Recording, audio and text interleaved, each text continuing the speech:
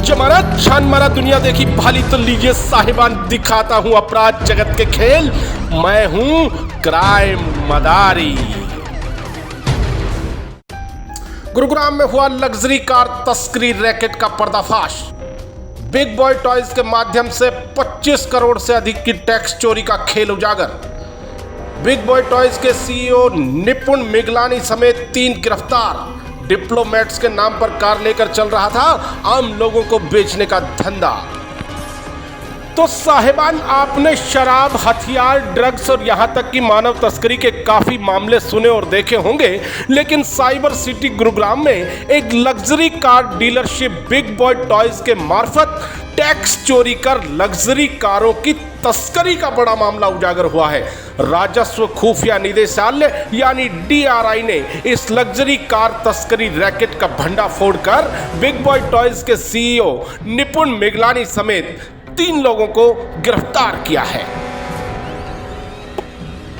Tax की चोरी कर काली कमाई कर रहा ये रैकेट अब तक डिप्लोमेट्स यानी राजनयिकों के नाम पर भारत में रेंज रोवर, लैंड क्रूजर जैसी 20 लग्जरी कारों की तस्करी करके 25 करोड़ रुपए से अधिक के टैक्स की चोरी कर सरकार को चूना लगा चुका है।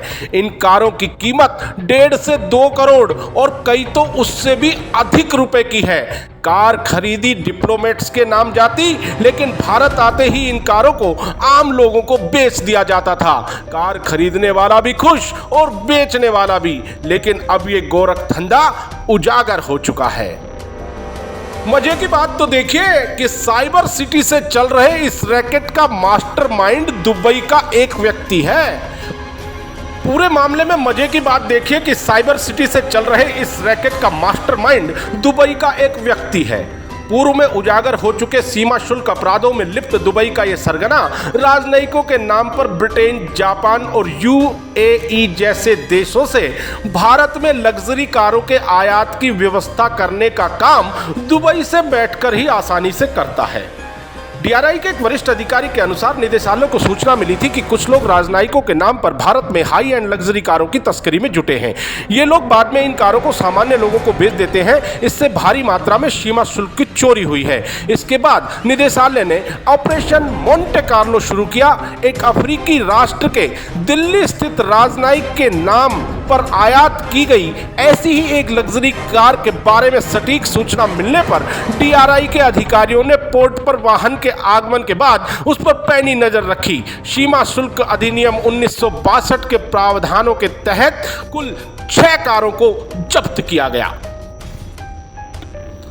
तो साहिबान, इस रैकेट के पनपने का मुख्य कारण भी आपको बताना जरूरी है कि सरकार भारत में राजनयिकों यानी डिप्लोमेट मिशनों के सदस्यों के कुछ वर्गों और उनके परिवार के सभी सदस्यों को आयातित वस्तुओं पर 1957 की अधिसूचना 3/57 के तहत सीमा शुल्क से छूट प्रदान करती है और इसी का ये रैकेट फायदा उठा रहा था। इस मामले के उजागर होने के बाद हर ओर हड़कंप मचा है, लेकिन इसी बीच बिग बॉय टॉयज के संस्थापक और MD जतिन आहूजा ने मीडिया को दिए बयान में अपना पल्ला झाड़ते हुए कहा है कि उनकी कंपनी ने तत्काल प्रभाव से मिगलानी को CEO के पद से हटा दिया है।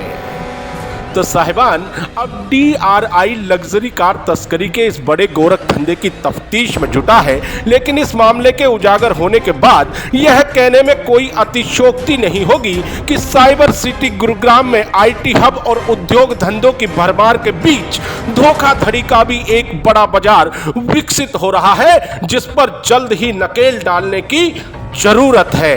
ऐसे में सरकार, पुलिस और खुफिया तंत्र को हरकत में आना ही होगा। क्राइम मदारी YouTube चैनल को सब्सक्राइब करें और बेल आइकन का बटन जरूर दबाएं ताकि अपराध की कोई खबर आपसे छूट ना पाए।